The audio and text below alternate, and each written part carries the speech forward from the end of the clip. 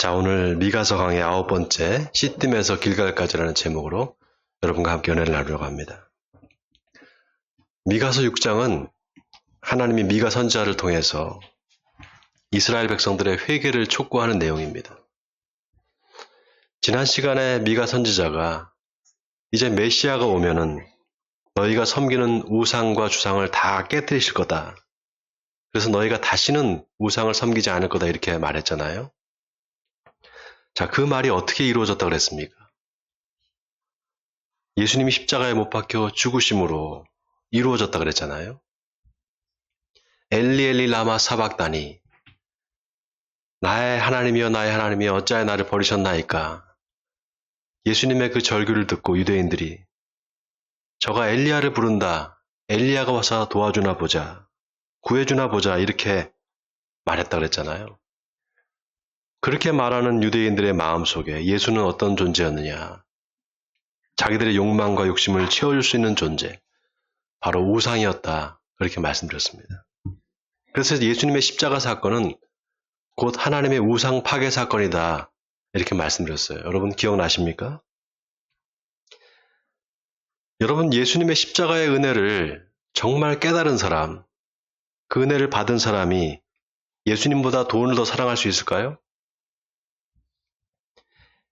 예수님을 내 욕망을 채우기 위한 수단으로 삼을 수 있을까요? 유대인들처럼 표적을 보여달라, 표적을 보여주면 믿겠다, 이렇게 할 수 있을까요? 절대 그럴 수 없습니다. 십자가의 은혜를 아는 사람은 그 마음의 우상이 이미 파괴된 사람입니다. 아멘입니까, 여러분? 자기 욕망을 채우기 위해서 예수님을 수단으로 삼는 그런 짓은 더 이상 하지 않습니다. 자, 오늘 그 맥락에서 미가 선지자가 회개에 대해서 이야기를 합니다. 다 같이 본문 1절과 2절을 우리 같이 읽어보겠습니다. 1절과 2절입니다. 시작. 너희는 여호와의 말씀을 들을지어다. 너는 일어나서 산을 향하여 변론하여 작은 산들이 내 목소리를 듣게 하라 하셨나니 너희 산들과 땅의 견고한 지대들아, 너희는 여호와의 변론을 들으라. 여호와께서 자기 백성과 변론하시며 이스라엘과 변론하실 것이라. 여러분, 여기 변론이라는 말, 이 말은 법정 용어입니다. 원고와 피고가 서로 시시비비를 다툴 때 사용하는 말입니다. 자, 그러면은 누가 원고고 누가 피고일까요? 지금 오늘 본문에서 누가 원고고 누가 피고일까요? 놀랍게도 하나님이 원고시고요, 이스라엘 백성들이 피고입니다. 왜 하나님이 원고일까? 하나님이 뭔가 억울한 게 있는 겁니다. 그 마음에 억울함이 있는 거예요. 여러분 아시다시피 저희 형이 변호사잖아요. 그래서 한 10년 전인가요? 10년 전에 갑자기 사무장이 그만두는 바람에 제가 잠깐 형 사무실에서 형을 도와준 적이 있습니다. 그때 소장이라는 걸 처음 봤어요. 고소장을 처음 봤습니다. 여러분, 소장을 보면은 제일 앞에, 소장 제일 앞에 소장 이렇게 써놓고 당사자 표시라는 게 있습니다. 원고가 누구고 피고가 누군지를 이렇게 적습니다. 그 다음에 청구 취지라는 게 있어요. 청구 취지. 청구 취지는 소송의 목적이라고 할 수 있습니다. 예를 들면 피고는 원고에게 1,000만 원의 원금과 이자를 언제까지 지급하라, 몇 % 이후로 지급하라, 이렇게 원고가 법원에 요구하는 내용을 쓰는 게 바로 청구 취지입니다. 그 다음엔 청구 원인이라는 걸 써요.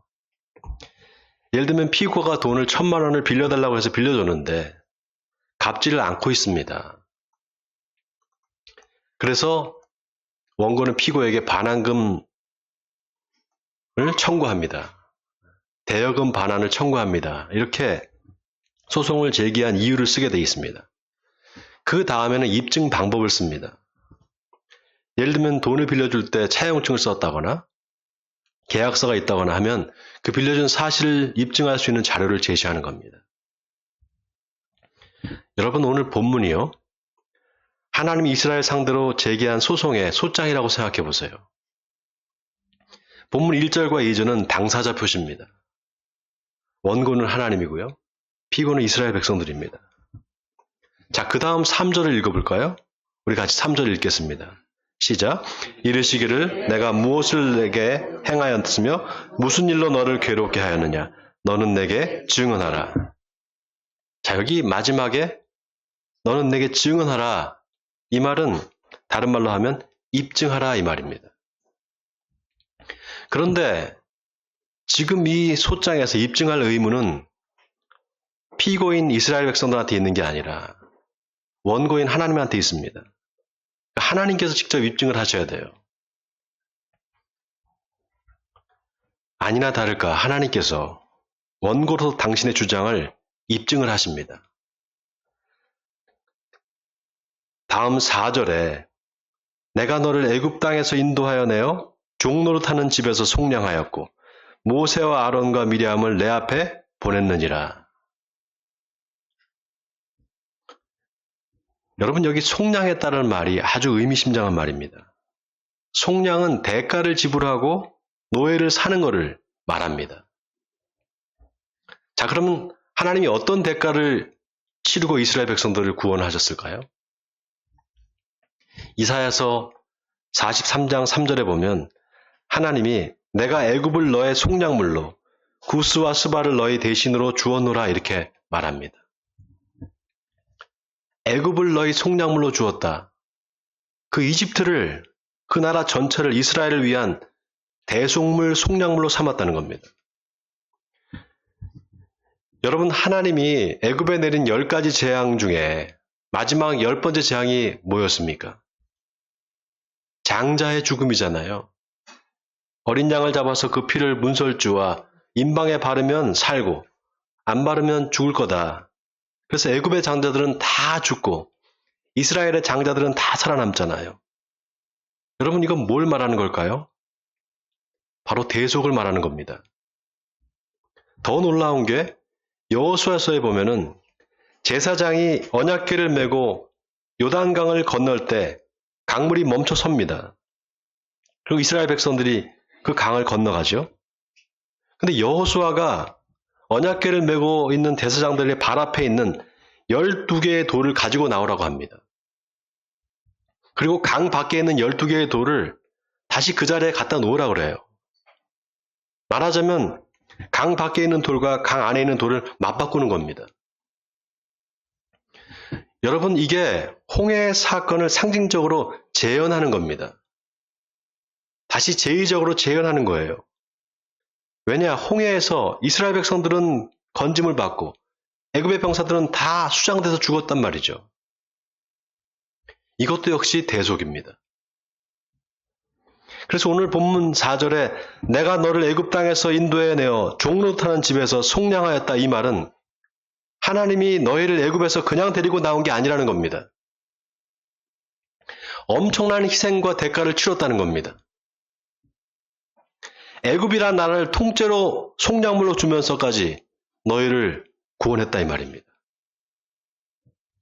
자, 그 다음 5절을 같이 읽겠습니다. 본문 5절을 같이 읽겠습니다. 시작.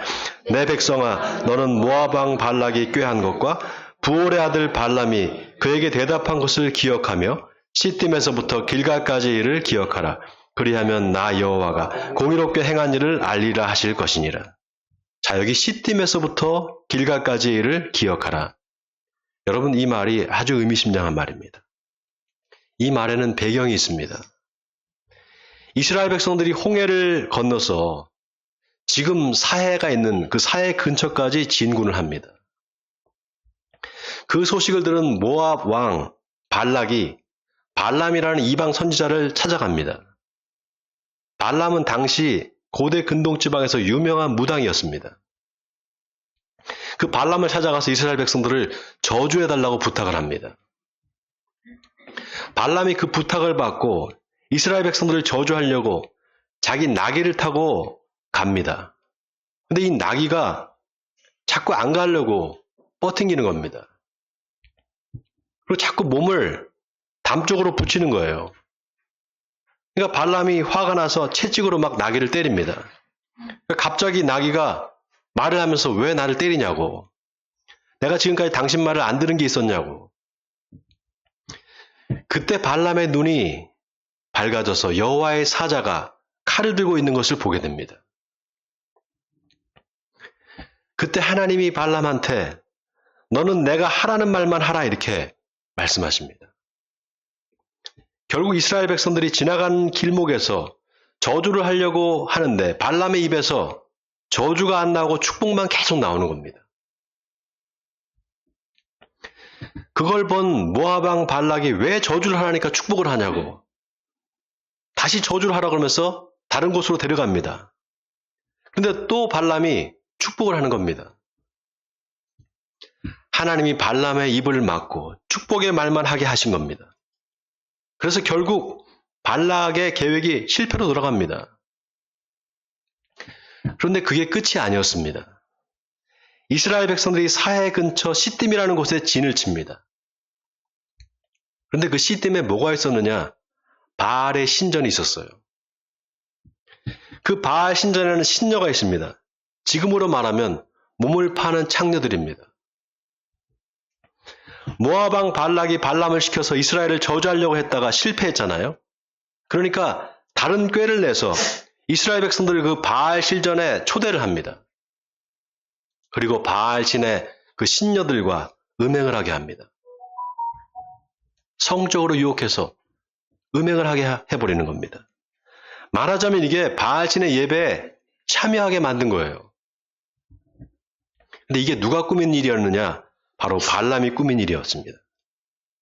요한계시록 2장 14절에 보면 발람이 발락을 가리켜 이스라엘 자손 앞에 우상의 제물을 먹게 하며 또 음행하게 하는 걸림돌을 놓게 하였느니라 이렇게 나와 있습니다.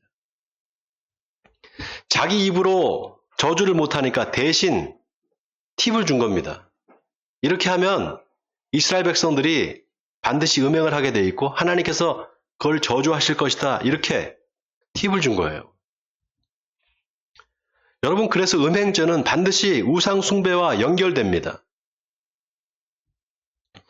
이 일로 하나님이 크게 진노를 하셔요. 결국 그래서 전염병으로 24,000명이 죽습니다. 이스라엘 백성들 24,000명이 전염병으로 죽게 돼요. 그렇게 엄청난 재앙이 일어났던 곳이 바로 시딤입니다. 그 일이 있고 나서 하나님이 이스라엘 백성들을 지파별로 몇 명인지 계수하라 이렇게 시키십니다. 명령을 하세요. 놀랍게도 계수를 해본 결과 출애굽해서 나온 이스라엘 백성들 중에 여호수아와 갈렙 빼고는 다 죽고 없습니다. 2세들만 살아남은 겁니다. 하나님이 가데스 바네아에서 12명의 정탐꾼을 보냈을 때 여호수아와 갈렙을 뺀 10명의 정탐꾼들이 가나안 땅을 거민을 삼키는 땅이다. 우리가 거기 들어가면 아낙 자손들이 사는데 우리는 거기에 들어가면 다 죽는다. 그렇게 약속의 땅을 표매를 합니다.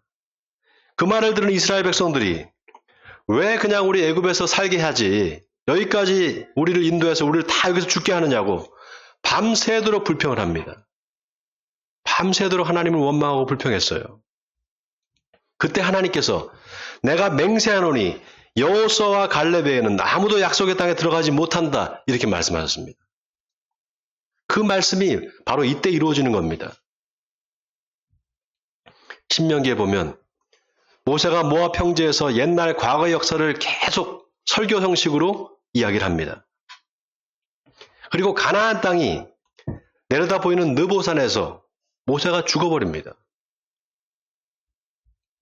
모세가 죽고 나서 여호수아가 이스라엘 백성들을 이끌고 요단강을 이제 건너기 직전에 바로 또 이 시딤에서 진을 칩니다. 그리고 그 시딤에서 2명의 정탐꾼을 보냅니다. 그 2명의 정탐꾼이 요단강을 건너서 여리고성에 잠입을 하잖아요. 그래서 기생라합을 만나죠. 그래서 여러분 이 시딤이 아주 의미심장한 장소입니다. 요단강을 건너 약속의 땅으로 들어가기 직전에 마지막으로 이스라엘 백성들이 진을 친 곳이 바로 이 시딤입니다. 그 시딤에서 무슨 일이 있었는지를 생각해보라 이 말입니다. 자, 그럼 오늘 본문 5절에 시팀에서부터 길갈까지 이를 기억하라 그랬는데, 그럼 길갈은 어떤 곳인가? 길갈은 이스라엘 백성들이 요단강을 건너서 처음으로 진을 친 곳이 바로 길갈입니다. 이 길갈에서 어떤 일이 있었느냐? 이스라엘 백성들이 요단강에서 가지고 나온 12개의 돌을 그 길갈에 세웁니다. 여러분, 돌을 세운다는 것은 언약의 의미가 있습니다. 하나님과 언약을 다시 재갱신하는 겁니다. 그리고 그 증표로 그 길갈에서 할례를 행합니다. 여러분 생각해 보세요. 여호수아와 갈렙만 빼고 출애굽 1세들은 다 죽었어요. 심지어 모세도 죽었습니다. 아론도 죽었어요. 그러니까 이제 2세들만 남은 거예요. 그 2세들은 아직 할례를 안 받았거든요. 그 할례를 길갈에서 하는 겁니다. 그리고 거기서 바로 그 길갈에서 유월절을 지킵니다. 여호수아 5장 11절에 그달 14일 저녁에 유월절을 지켰고 그 다음날 그 땅의 소산 곧 무교병과 볶은 곡식을 먹었더라. 그 땅의 소산을 먹은 다음날에 만나가 그쳤으니 이스라엘 백성들이 다시는 만나를 얻지 못하고 그 해에 가나안 땅의 소산을 먹었더라. 이렇게 나와 있습니다. 그러니까 약속의 땅에 들어가서 첫 유월절을 이스라엘 백성들이 바로 길갈에서 지킨 겁니다. 여러분, 유대인들한테 유월절은 시작을 의미합니다. 모든 절기가 유월절로부터 시작됩니다. 유월절, 칠칠절, 초막절, 다시 유월절 이렇게 돌아가잖아요. 그래서 유월절은 새로운 출발을 의미해요. 더 놀라운 건 길갈이라는 이름이 굴리다라는 뜻을 갖고 있습니다. 여호수아서 5장 9절에 보면 하나님이 여호수아한테 내가 오늘 애굽의 수치를 너희에게서 떠나가게 하였다 하셨으므로 그곳 이름을 오늘날까지 길갈이라 하느니라 이렇게 나와 있습니다.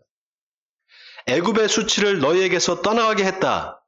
다시 말해서 굴러가게 했다 이 말입니다.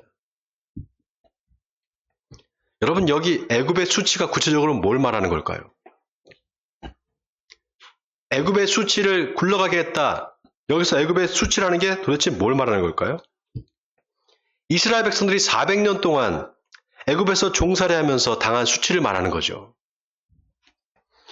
그 수치가 비로소 이제 굴러 없어졌다는 겁니다. 그런데 그런 뜻만 있는가? 이스라엘 백성들이 광야에서 보낸 40년의 세월이 있잖아요. 그 세월은 하나님이 이스라엘 백성들을 연단시킨 세월이었습니다. 그 기간에 출애굽 1세들은 다 죽었습니다. 여호수아와 갈렙만 빼고 다 죽었어요. 왜 죽었느냐? 하나님의 약속을 의심하고 믿지 않았기 때문입니다. 원망하고 불평하고 남 탓을 한 세월이 40년이었습니다. 하나님은 그 40년 동안 출애굽 2세대들이 그들 부모 세대들이 하나님께 불순종하는 모습을 다 보게 하셨습니다.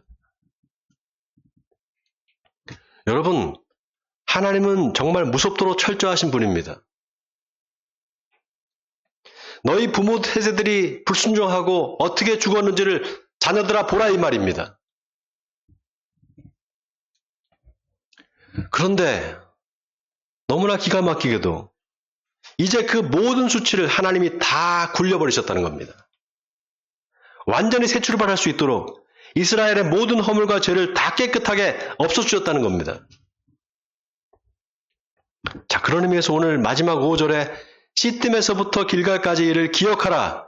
그리하면 나 여호와가 공의롭게 행한 일을 알리라 하실 것이니라. 여러분, 이 말씀이 얼마나 의미심장한지 모릅니다. 여러분, 오늘 본문이 어떻게 시작됐습니까? 내 백성아, 내가 무엇을 행하였느냐? 무슨 일로 너를 괴롭게 했느냐? 너는 내게 증언하라. 마치 하나님이 억울한 일을 당한 원고처럼 이스라엘 백성들을 상대로 소송을 하시는 것으로 시작했잖아요. 근데 이제 하나님이 당신의 억울함을 조목조목 증거를 대시면서 다 입증하신 겁니다. 오늘 시팀에서부터 길갈까지 일을 기억하라는 이 말씀 속에 원고이신 하나님이 그 변론이 다 포함되어 있습니다. 다 함축되어 있습니다. 시팀에서부터 길갈까지 내가 너희를 어떻게 인도했고 너희가 나한테 어떻게 했는지를 기억해 보라는 겁니다.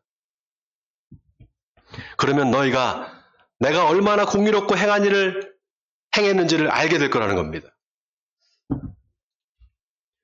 여러분, 재미있는 게요. 진리라는 말이 헬라어로 알레테이아라고 합니다. 이 알레테이아라는 말이 참 의미심장한 말이에요. 알이라는 말이 이게 부정의 뜻입니다. 알하고 레테이아가 합쳐진 말이에요. 알은 부정의 뜻이고요. 레테는 그리스 신화에 나오는 강의 이름입니다.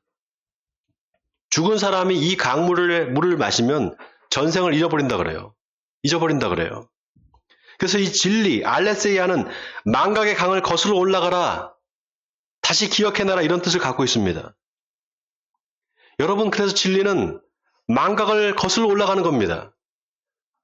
망각을 거슬러 올라가고 가려진 것이 드러나는 것, 그게 바로 진리입니다. 다시 기억해내라는 겁니다.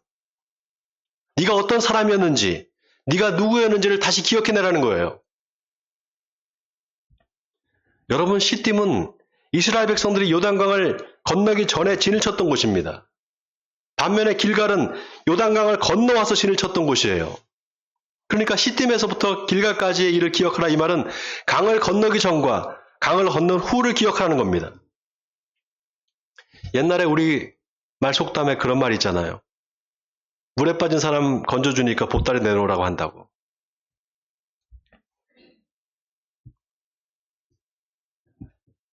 (400년) 동안 애굽에서 종살이 하던 이스라엘 백성들을 하나님이 구원해 주셨는데 이스라엘 백성들은 그 은혜를 까맣게 잊어버린 겁니다. 여러분, 우리가 반드시 기억해야 될 것이 있습니다. 죽을 때까지 기억해야 될 게 있어요. 그거는 우리가 하나님을 믿기 전에 어떤 사람들이었는가 하는 겁니다.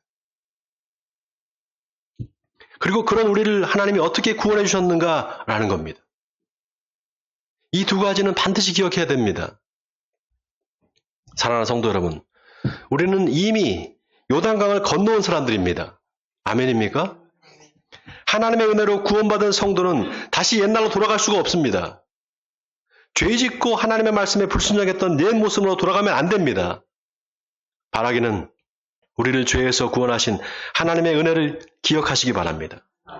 그래서 하나님께 대한 믿음과 사랑을 다시 회복하시는 에베네셀 성도님들 되시기를 주님의 이름으로 간절히 축원드립니다.